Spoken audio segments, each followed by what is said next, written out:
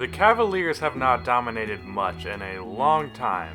Pretty much the only thing that they dominated was the news, all of that being bad news. Scapegoating Kevin Love, that man gets no respect. Isaiah Thomas talking to the media like he's still a superstar if he ever was one. Having one of the worst defenses in the league, getting absolutely destroyed by the Rockets. But they have finally dominated something good for once. The trade deadline. Almost every trade that happened at the deadline involved the Cavs in one way or another, and at first with what they got, I wasn't quite sure if they got better, because a lot of the guys that they traded I previously considered to be good players. Jay Crowder, Isaiah Thomas, and even Derrick Rose. I just thought that they were having really bad years in Cleveland, and to an extent I still think that. Isaiah Thomas dropped 22 in his first game with the Lakers, and Jay Crowder played like he did last year in his Utah debut. So they potentially traded some good players, however it was clear that they were not good players in the Cavs system, so they really shed all of the bad aspects from their team while gaining a lot of good players. Also, the fact that they had a lot of old players was probably one of the causes of their terrible defense. Jordan Clarkson and Rodney Hood might not be amazing defenders, but they have fresh legs, which should be enough for them to move up a few ranks in the defense. Plus, George Hill and Larry Nance are both good defenders. Hill in his prime borderlined on elite on defense. So essentially, the Cavaliers traded players that were not working for them and acquired players that likely will work for them. And most importantly, they are fairly young. The Cavaliers could not have done a better job at the deadline by acquiring experienced young players. They didn't go really young. They didn't get a bunch of 20-year-olds, because in the NBA, in most cases, if you can't legally drink alcohol yet, then you can't contribute to winning. Unless you're Jason Tatum. Rodney Hood, Jordan Clarkson, and Larry Nance are all 25 years old. That's not crazy young for the NBA, but they all have 8 to 10 more years in the league. That's why these trades are perfect, because if/when LeBron leaves, the Cavaliers have some solid young players on the team for the future.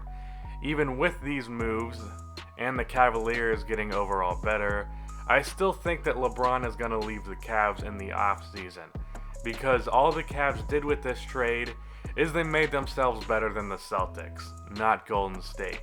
The Cavs are still going to lose to the Warriors. The Cavs' second best player, Kevin Love, would be the 5th best player on the Warriors. So this video is about what the Cavs would look like when LeBron is gone and what they should do if he leaves. Let's first look at what the Cavs have now. Starting with what they got at the deadline. In my opinion, Rodney Hood was the best player the Cavs traded for. He was a 17-point per game scorer in Utah coming off of the bench. The only reason that they traded him was because of Donovan Mitchell's emergence, so they didn't want to pay him when they already had Mitchell. You may or may not have seen the thumbnail of this video. I actually made this thumbnail about 2 weeks ago, before the Cavs traded for Rodney Hood. Now, I can't say that that made me happy because I wanted the Bulls to trade for Hood, but I do find it funny because one of the suggestions that I had planned for this video was for the Cavs to sign Rodney Hood. Well, they went ahead and traded for him. Hood is a knockdown three-point shooter. Off of the catch, off of the dribble, in a pick and roll, in transition. Any way that you need a three, Hood can get it for you. And in today's NBA landscape, that type of three-point shooting ability is invaluable. He's also solid at creating his own shot. Mid-range pull-ups, step-backs, fadeaways, spin jumpers. He is good at making shots with a defender in his face.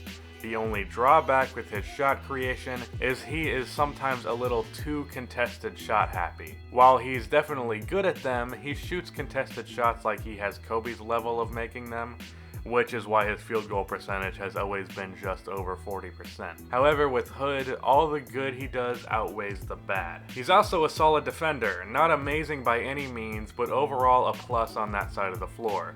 And with his height, he can play the 2 and 3. If he is a little stronger, he could be a great small ball 4.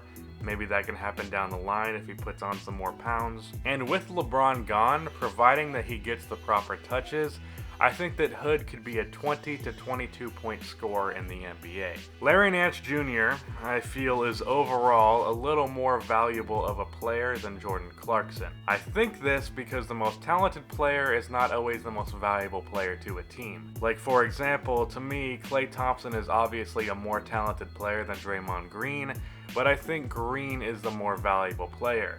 Take Klay from the Warriors, and I do think they get worse, but take Green away, and their defensive anchor is gone, and their vocal leader is gone.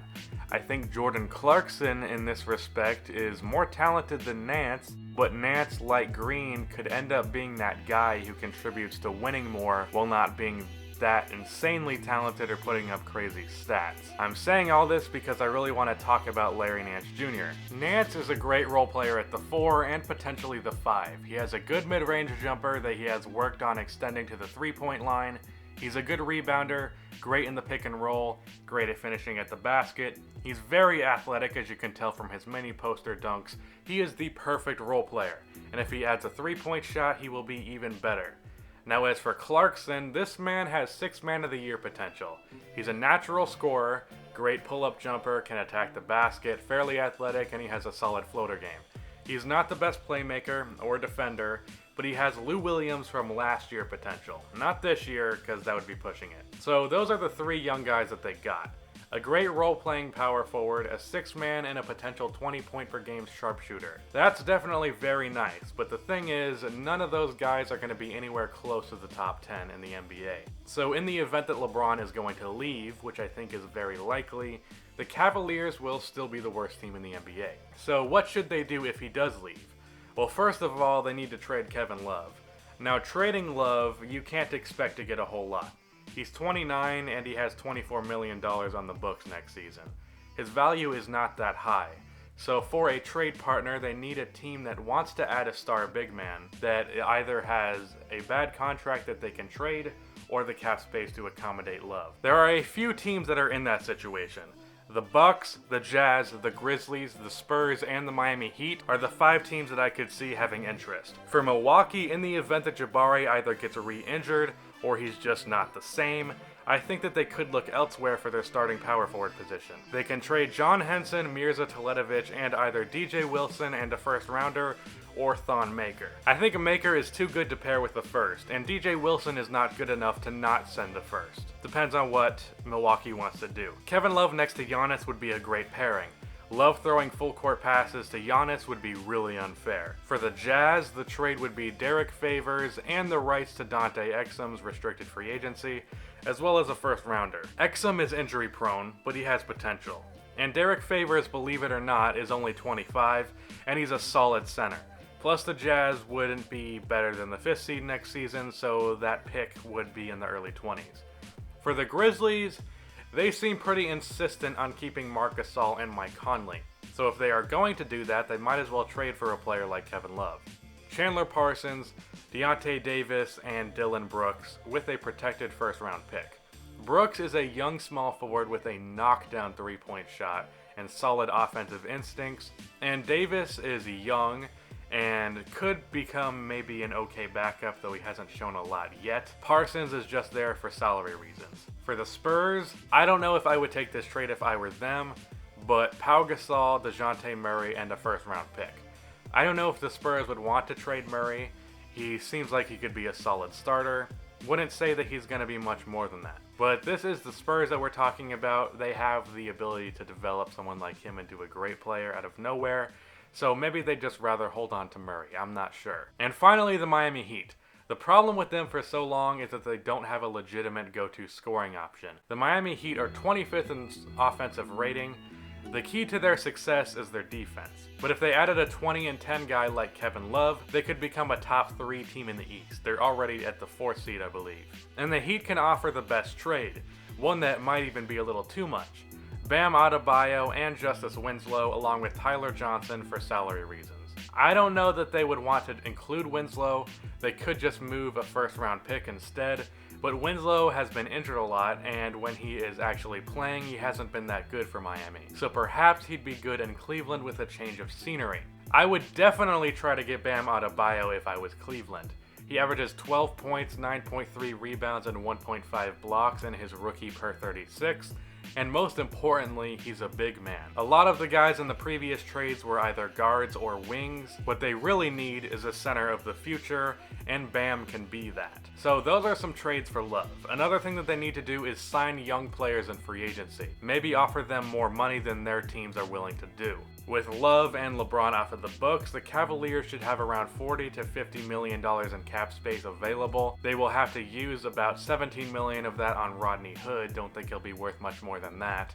And the remaining money should go to young free agents. Throw some money at Fred VanVleet, Davis Bertans, Jeremy Grant, and hell, even Jabari Parker. Maybe the Bucks don't want to pay him. In the event that LeBron is heading to the Rockets, which is very possible, Cleveland could actually benefit off of that. They could try to sign in trades for his restricted free agency rights, or they could just try to outbid Houston to begin with because they wouldn't have the cap space to re-sign him. And finally, the Nets pick. Who they will select will really affect their future. As of now, the Nets pick is projected to be 8, but right now the Nets have been on a losing streak and I expect them to pick it back up. So let's just say that the pick ends up around 10th. The best guys available will be Colin Sexton, Kevin Knox, and Miles or Mikal Bridges. And if I was Cleveland, I would either take Sexton or Knox. And between those two, I would take Sexton because I believe he is more of a sure thing. So with that draft and the trade with the Heat, the Cavaliers could go into the 2018-19 season with a starting lineup of Colin Sexton, Rodney Hood, Justice Winslow, Larry Nance Jr., and Bam Adebayo, with Clarkson, George Hill, Jeremy Grant, and Fred VanVleet off of the bench. All young and developing together as a core. And the Cavs would most likely be the worst team in the NBA, which means having the worst record in the NBA, which means the first pick in the 2019 NBA draft. And with that pick, they could draft one of the Duke Big Three, Zion Williamson, Cameron Reddish, or RJ Barrett. They can throw some more contracts at some young free agents, and they could have a core of Sexton, Hood, and Reddish for a Big Three, with Nance and Adebayo both being great big men starting, with Clarkson off of the bench. That's a very solid team.